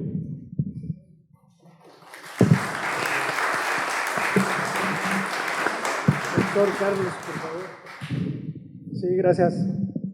Primero que nada, en relación a la pregunta de embarazos en adolescentes, sí, bueno, y haciendo referencia también al tema de cómo nos impactan las decisiones federales. Anteriormente se tenían compras centralizadas de métodos de planificación familiar, lo cual hasta este momento están detenidas. No tenemos métodos de planificación familiar, salvo las que compramos en un momento dado los estados para tener un abasto. Y entonces ahí van métodos para precisamente adolescentes. ¿Qué conlleva el embarazo en adolescentes? No solamente es que se embarace un adolescente, sino lo que hay alrededor de todo ese embarazo en adolescentes. Tanto para la mujer, si es menor de 15 años, puede haber una situación de violencia, abuso. Si es de 15 a 19 años, hay una situación también de riesgo, también para la madre propiamente. Recordar que la emergencia obstétrica y la muerte materna se ve asociada también a embarazo en adolescentes. Entonces lleva a otro punto más. Recordar también que en el embarazo en adolescentes hay nacimientos prematuros. Y nuestro sistema federal de salud y ni ninguna institución ni los estados podemos con tanto prematuro que nace.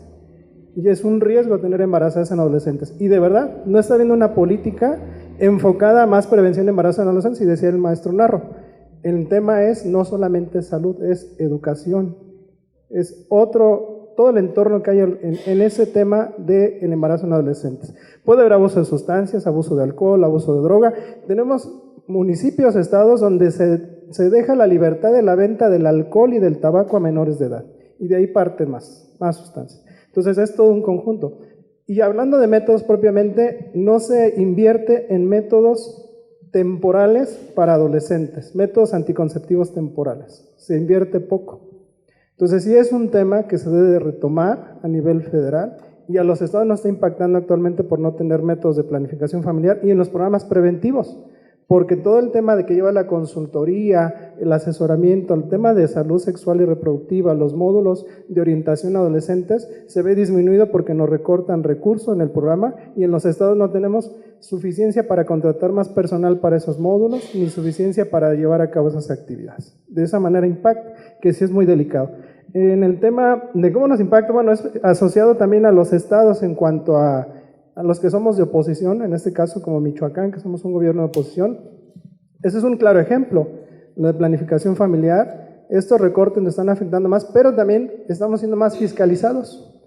Resulta que en los últimos meses hemos recibido más supervisiones que en los años anteriores, auditorías y demás. ¿Eso qué implica? Pues obviamente que nos fiscalizan más, y está bien, porque todo hay transparencia, ¿sí? Pero también, en vez de estar haciendo ese tema, de estar fiscalizando, supervisando y que esto, llegan casi, y puedo decir de 2 supervisiones que tuvimos del Centro Nacional de Equidad de Género y Salud Reproductiva, en salud materna y perinatal precisamente, y en el de cáncer de la mujer, iban a ver qué estaba mal, qué había de corrupción, que si nuestro servicio de mastografías cumplía o no cumplía, que si nuestros hospitales cumplían para la atención de la emergencia obstétrica o no. Y se contradice.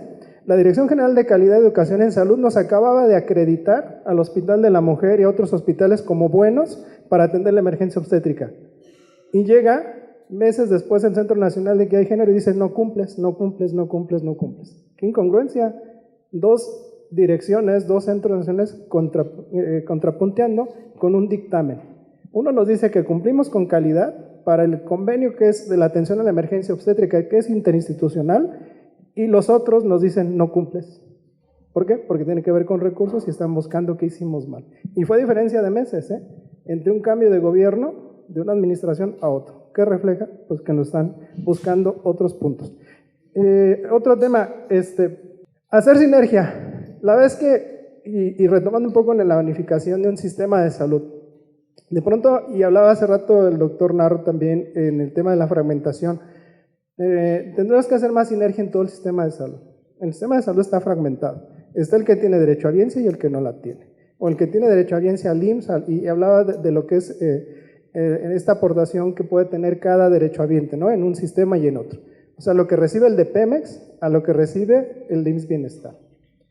Pero en los estados, como en el caso de Michoacán, tenemos IMSS Bienestar muchas unidades de primer nivel, tenemos muchas unidades de primer nivel de nosotros, del ISSSTE no, realmente es una o dos, muy pocas. No tenemos un sistema de Pemex, de Fuerzas Armadas nada más tenemos un hospital naval y algunas enfermerías militares. Nuestra población, tenemos alrededor de los 4.600.000 que puede tener el Estado, casi el 50% es responsabilidad de los servicios de salud, porque no hay suficiente derechohabiencia a otras instituciones, y lo cual refleja que se requiere aparte de más recursos federales, y entonces ahí hay donde hay una segregación también de ese recurso, y está fragmentado porque entonces nosotros no podríamos tener un sistema único en Michoacán por esa segmentación que hay, por esa fragmentación que hay, tanto de la población derechohabiente y no derechohabiente, y por la infraestructura. Ni el IMSS ni el ISSSTE tienen la capacidad de atención en Michoacán como la tenemos nosotros como Secretaría de Salud, y esto ha sido también parte de los logros del servicio en Michoacán, del gobierno que se tiene actualmente, pero obviamente sí ha habido un avance de años anteriores. Y el punto, nada más comentar, habría que ver para un sistema como los europeos. ¿Cómo podríamos llegar a un sistema europeo si también nuestras causas de muerte son diferentes de las europeos? ¿Sí? Nuestras causas de morbilidad son diferentes que de los europeos, ¿no? Si revisamos ¿por qué se mueren? A lo mejor algo similar podría ser las enfermedades cardiovasculares, el infarto, el EBC, pero aquí tenemos problemas todavía, a lo mejor que no se dan allá, como tenemos un incremento en mortalidad en varios estados por lesiones por accidentes automovilísticos. ¿Sí? La calidad de vida de las personas de allá es diferente también, allá es el uso de la bicicleta, el uso de hacer más actividad física, el tener menos embarazos, tener solamente un hijo. Y aquí a veces es en las poblaciones los que Dios me dé, y eso implica otro riesgo para lo que es la población. Entonces, tan solo desde ahí no podríamos hablar de un sistema igual. El ingreso, prácticamente cuánto se destina del Producto Interno Bruto en esos sistemas de salud en esos países y lo que se destina en México. Tan solo de ahí podríamos partir. Entonces, es abismal la diferencia entre lo que se destina ya con lo que es el país. Entonces, eso es nada más algún comentario. Tuve la suerte de conocer parte del sistema de Dinamarca porque nos mandaron en algún momento a conocer por qué se mueren los daneses y por qué nos morimos los mexicanos, por qué se enferman, cómo es su sistema. Pues es un sistema muy preventivo de la atención primaria, pero su vida es diferente, que para México no podremos aplicar algo similar. Exacto. Gracias. Gracias, compañero Alejandro. Por favor, 2 minutos.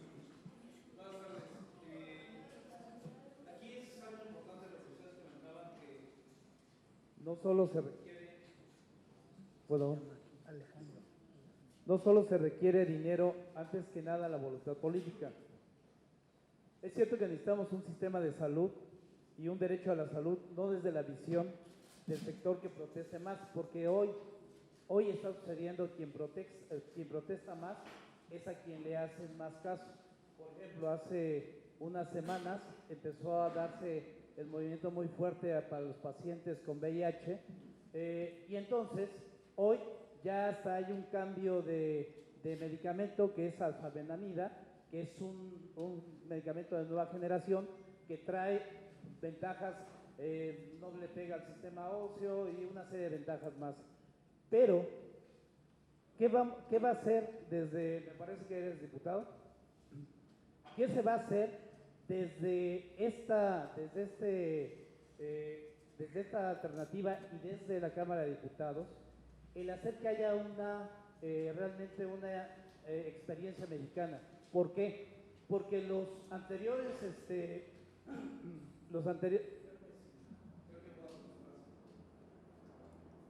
que los anteriores esquemas nunca fueron realmente vistos desde el punto de vista que si a ti te estaban dando efectos colaterales, si no te estaban dando efectos colaterales. Hoy, ¿cómo vas a medir esa situación en población mexicana? Porque tenemos las experiencias internacionales. Hoy ese medicamento viene de una experiencia internacional, pero ¿cómo vamos a aprovechar los recursos que hoy se están ya no gastando en eso, porque hizo la manita de puerco a las farmacéuticas? Hoy le están dando más barato, pero en vez de destinar ese dinero a tirarlo a la basura, ¿por qué no lo destinas para realmente, y no solamente en el caso del VIH-Sida, sino también en cáncer, en diabetes, en lo de obesidad? Yo creo que si nosotros, y la pregunta es, ya viendo esta situación, es cómo construir desde esta alternativa, con todo el movimiento que trae Futuro 21, un esfuerzo y cómo lo vamos a transmitir a la ciudadanía. Porque si nosotros nos quedamos nada más aquí sin poderlo transmitir, pues sí, podemos aquí hacer grandes avances, ¿no? Pero si no llega a la ciudadanía, pues no sirvió de nada. Entonces, ¿por qué? Porque hay que evitar los retrocesos en la salud. Es cierto, y aquí hay que reconocer para terminar, el PAN mismo entró a la cuestión de, cuando fue el gobierno a lo de VIH-Sida, entrando con un programa importante, mismo del PRD impulsándolo, y de verdad hoy tenemos a un gobierno de izquierda que está en un retroceso importante. Gracias, Alejandro. El compañero de barba, atrás. No, el que está ahí atrás había pedido la palabra. Sí, échale a voz en cuello.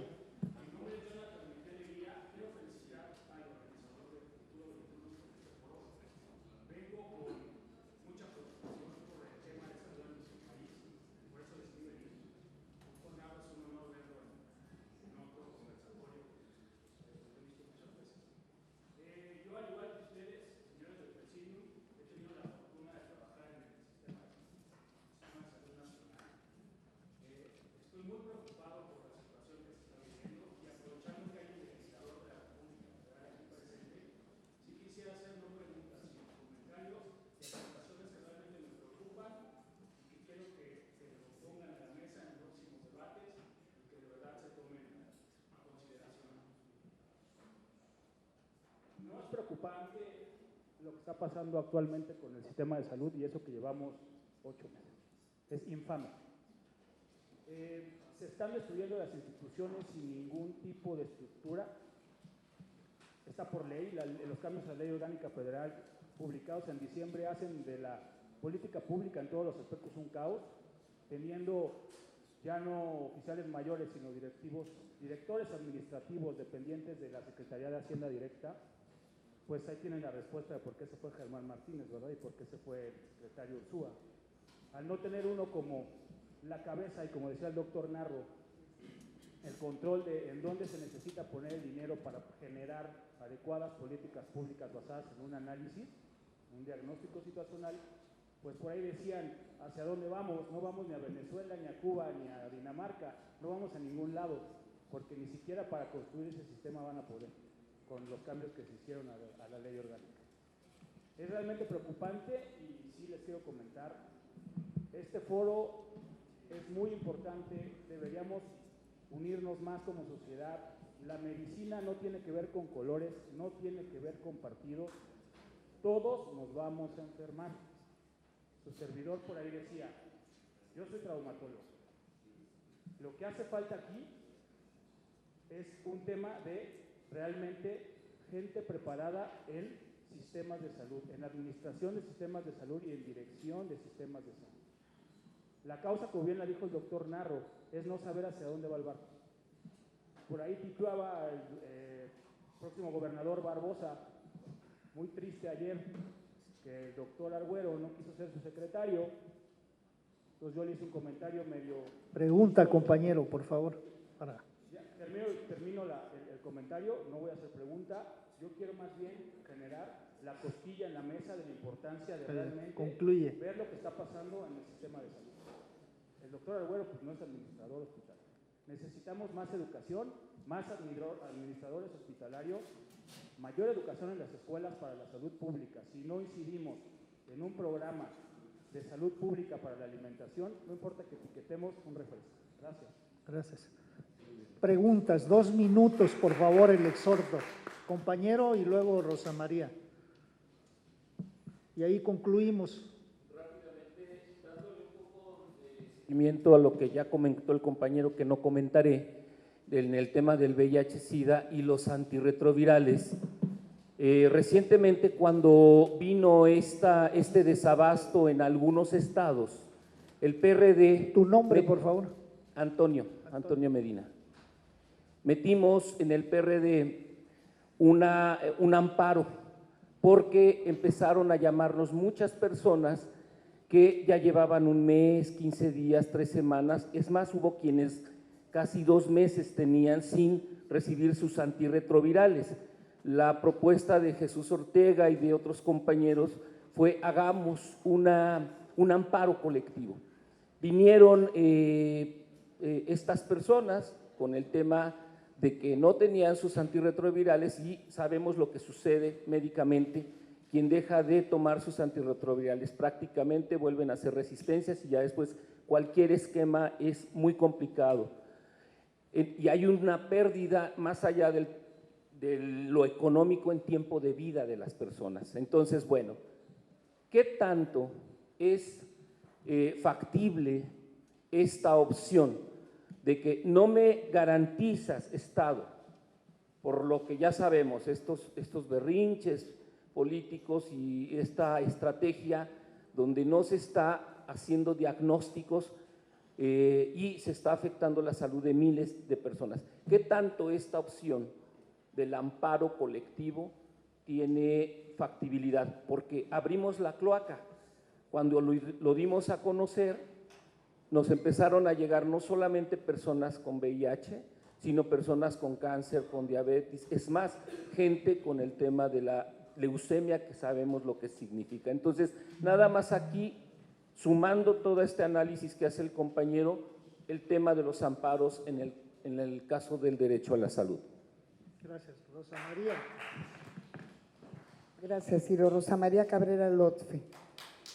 He escuchado con mucha atención y creo que hay que felicitarnos todas y todos porque con la sencillez con la que han expuesto nuestros invitados en esta mañana, nos permiten o nos posibilitan tener un panorama mucho más claro en materia de la problemática de salud pública en nuestra nación.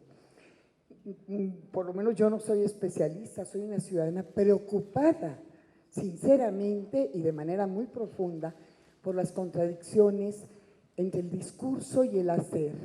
Decía el doctor Narro sobre los otros datos, podría pasar como una anécdota, no lo es.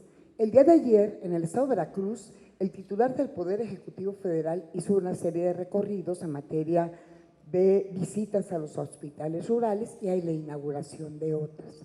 Se enfrentó a familias, por un lado, que reclaman medicamentos, que ya aquí también se ha abundado, se enfrentó también a la demanda de personal médico, sobre todo pasantes, que por cierto acaban de anunciar que se están preparando para un gran paro nacional por la ausencia o carencia de plazas. El recorte presupuestal, que ya se abundó al respecto, también afectó, y aunque se habló aquí de las niñas madres, a los refugios, es decir, la atención a las víctimas de la violencia en este país, que lamentablemente va en ascenso. Y me preocupa mucho como ciudadana, como mujer, como militante política que soy del PRD, estas contradicciones en el discurso y en el hacer entre lo que dice el titular del Poder Ejecutivo Federal y lo que dice, por ejemplo, ayer mismo el titular o el administrador gubernamental de mi estado, que es Veracruz. Dijeron que todo esto está pasando porque está inscrito en los Objetivos de Desarrollo Sostenible, en la Agenda 2030.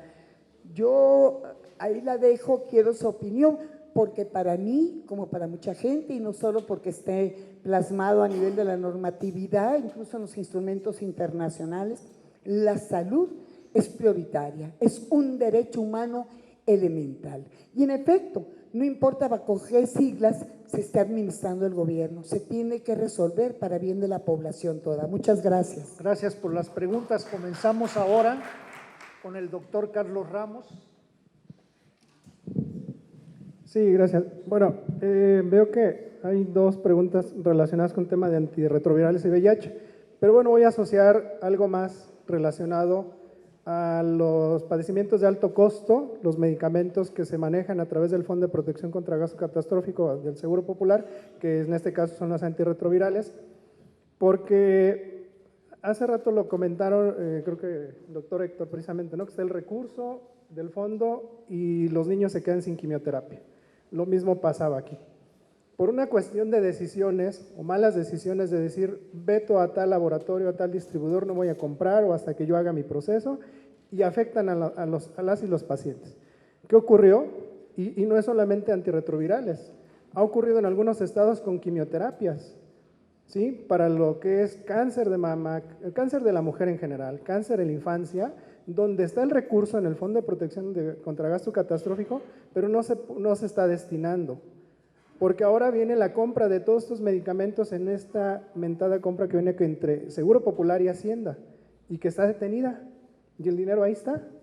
Eso es muy grave y si es precisamente asociando la pregunta del derecho a la salud. ¿Dónde está el derecho a la salud? O sea, está el dinero, está planeado, todos los estados hicimos planeación en cuanto a qué requeríamos y obviamente al registro de pacientes, porque el paciente ya está registrado en una plataforma. Cada paciente que tiene VIH-Sida, cada paciente que tiene cáncer, cada paciente que tiene una enfermedad lisosomal, que tiene hemofilia, que como ustedes saben son padecimientos de muy alto costo donde nadie podría pagarlo, están en una plataforma, han recibido tratamiento y están suspendidos muchos tratamientos por esas malas decisiones. ¿Qué se tiene que hacer? Pues se hablaba hace rato, realmente levantar la voz, la ciudadanía, me llama la atención y qué bueno, a lo mejor esa parte que los médicos pasantes ahorita estén queriendo hacer una asamblea nacional porque no hay claridad en las plazas, lo que ocurrió cuando fue lo de VIH-Sida, se manifestaron precisamente los grupos de pacientes y entonces sí voltearon a ver, primero no le compren a tal proveedor porque puede haber corrupción, y ya que dijeron, bueno, ya se nos manifestaron, así cómprenle.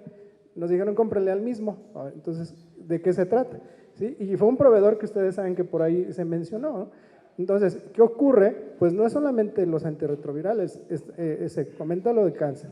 Entonces, sí debemos de hacer un frente común. A lo mejor a mí me toca ahorita ser parte de un gobierno donde vemos las cosas de otra manera, donde podemos decir que tenemos asegurado el tratamiento de cáncer en la infancia, el tratamiento de cáncer en la mujer, donde tenemos asegurado el tratamiento para hemofilia y donde tenemos asegurado el tratamiento con antirretrovirales para VIH-Sida. ¿Pero por qué fue?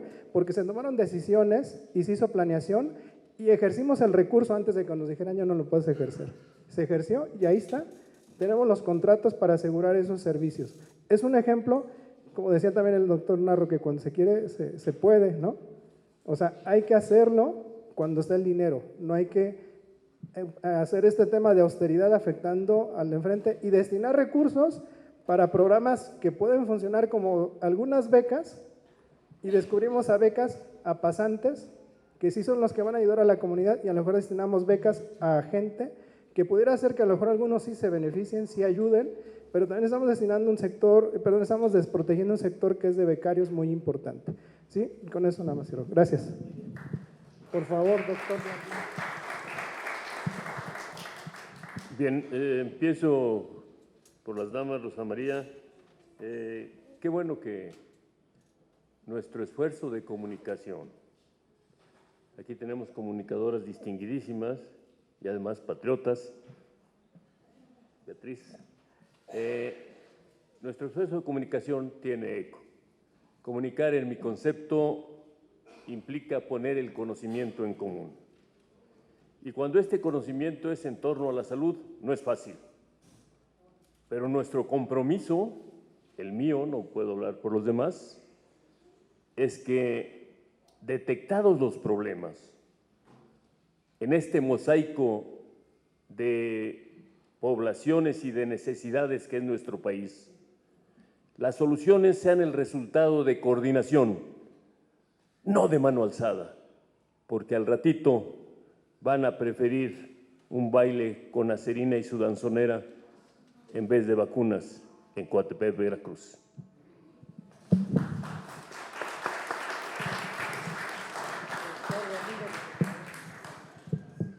Muchas gracias. Un legislador más puede hacer tres cosas: hacer leyes, asignar presupuesto y controlar que lo ejerzan bien. En este tenor, yo creo que el mecanismo para VIH y el control de regulación está bien dado. O sea, yo creo que no habría nada más que hacer en la ley. Sí, en el control presupuestario, y ahí es tarea de todos nosotros. Pero resulta que en este gran conversatorio nacional que yo le pediría a los Jesuses y a todos ustedes y a la gente que nos ve a través de las redes, podamos establecerlo más abierto, pues aprobamos un Plan Nacional de Desarrollo que en salud tiene exactamente 11 líneas, o sea, nada. Y con las ideas que no van a ningún lado. Y ese es el mecanismo por el cual el 8 de septiembre estaríamos viendo el presupuesto. ¿A través de cuál luz? No de la luz del plan que tenía metas y objetivos como marcan que hay que hacer las cosas y que por eso fue Ursúa, para decir con claridad el tema. Es decir, no hay manera de hacerlo. Después de ese plan viene el plan sectorial de salud, habría que verlo, habría que estar al pendiente de las cosas. Y lo más importante, porque yo no creo que se abra ninguna cloaca, entiendo el sentido de la frase que utilizó el compañero, pero más que abrir la cloaca, estamos abriendo, le vamos a dar voz a todos aquellos que no la tienen. Cuando llega la gente contigo, que son bebés, aquella madre adolescente que tiene un niño en incubadora, aquella persona que está tan lesionada que no es capaz de alzar la voz, tenemos que tener todos los partidos políticos, y lo estamos vigentes todavía, ser una caja de resonancia. Ábrela y que se discuta todo. Eso nos permitiría realmente avanzar hacia temas. Los que hayan visto encuestas se darán cuenta que la salud nunca aparece en la encuesta, porque la salud siempre es de tamaño 1. Aparecen en encuestas cuando tú vas afuera de un hospital y preguntas. Aparecen cuando tú estás lesionado y te das cuenta del desastre. Pero ahorita es un momento muy oportuno para abrir un gran conversatorio y abrir todas las cadenas que puedan tener ustedes como parabólicas, y sí aplicaría la controversia constitucional de los gobernadores porque están queriendo modificar la ley de corrección fiscal, y aplicaría también los derechos ya ganados de gente que hoy fue atendida con gastos catastróficos y que son padecimientos que no se cubren en un año. Ese fondo no puede ser tocado porque puede requerirlo al siguiente año y puede no haber dinero. ¿Es cuánto? Doctor Narro, por favor. Gracias. Bien. Para Alejandro, algo de lo que tampoco hablamos, pero que es muy importante. El país ha venido desarrollando sistemas de vigilancia que son muy importantes en materia de salud. Vigilancia epidemiológica, por ejemplo, que nos permite hoy tener una capacidad de respuesta frente a la aparición de una nueva cepa, de una variante, de un virus, digamos el de la influenza, que es una capacidad de respuesta superior a la que teníamos en 2009, cuando se registró la pandemia de influenza, y que nos afectó como uno de los primeros países donde se registró esto. Estados Unidos y México, a nadie le gusta llevar el primer lugar en esto, por eso ellos nos han cedido amablemente el primer lugar. Pero hoy tenemos mayor capacidad. Y lo mismo pasa en el campo de la farmacovigilancia.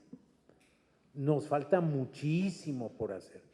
Por eso es muy importante fortalecer a COFEPRIS, no debilitarla. Porque la salud no depende nada más de la atención médica. Depende, ya se dijo aquí, de asuntos ambientales, de lo que comemos, del estilo de vida, de si fumamos, bebemos o hacemos otras cosas, si practicamos deporte, etc. Pero cuando hay que tomar medicamentos, lo que queremos es conocer los efectos indeseables, secundarios, las complicaciones que se pueden presentar. Hay que cuidar mucho algunas áreas del sistema de salud que no necesariamente las identificamos. Y ahí está esta parte de la regulación sanitaria. A Jonathan. Gracias por preocuparse, Jonathan. Y no hay que quitar el dedo del renglón. Sí, tenemos, hoy yo me voy muy satisfecho, pero me voy todavía más preocupado. Pero me voy también alentado.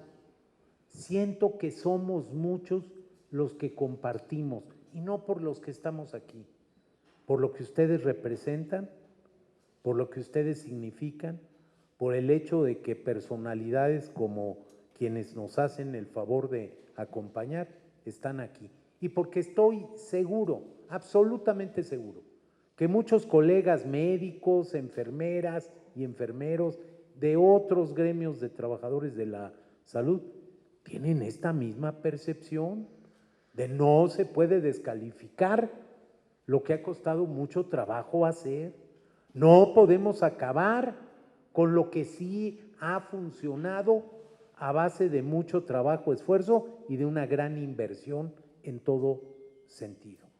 Entonces, sí, hay que estar preocupados y hay que repetirlos. La salud no tiene colores de partido.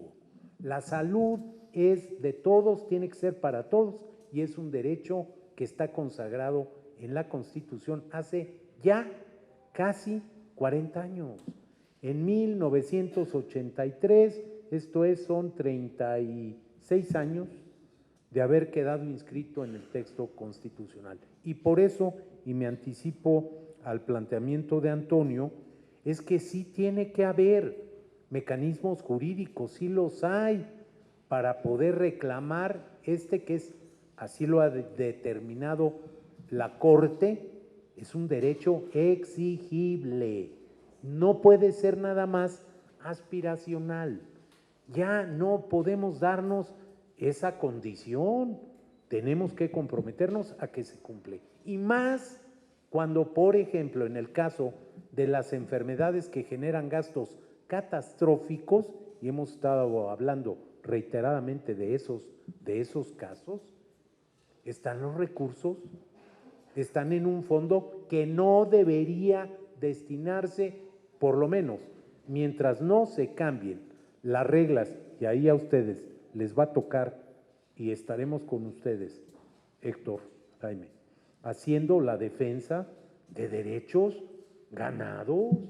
No puede haber pasos para atrás. Entonces, Antonio, sí se puede. Rosa María, yo tomo del comentario de usted su preocupación como ciudadana por un asunto, y déjeme ejemplificarlo, el caso de internos y pasantes. Seguramente no todo el mundo tiene el marco, no tienen por qué tenerlo. Un interno de pregrado en promedio en este país es un estudiante del 5º año de la carrera de medicina. Tiene una beca porque hace un servicio que no es el social, pero en la vida real debiera estar nada más en formación, pero lo sabemos. Ya voy a terminar. Pues es que también digo, qué manera tan descortés de decirle a uno ya, hasta aquí. A los otros les hacía, yo lo veía, ya, y a mí me pone una musiquita ahí. Bueno, 20 minutos termino y ya, nos vamos.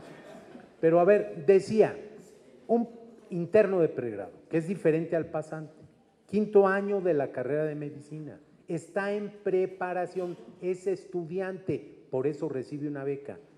Pero es un estudiante que hace, déjenme decirles, una jornada de trabajo a la semana que varía entre 60 horas y puede llegar a 100 horas de trabajo.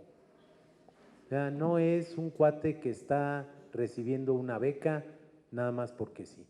La beca, que por cierto me tocó a mí incrementarla porque era todavía peor, es de alrededor de 2,500 pesos por esas horas, de un trabajo casi profesional, que debería ser solo de formación. Y ahora les quieren bajar a la mitad. No. Los jóvenes van a tener derecho y muchos vamos a estar con ellos, ¿eh?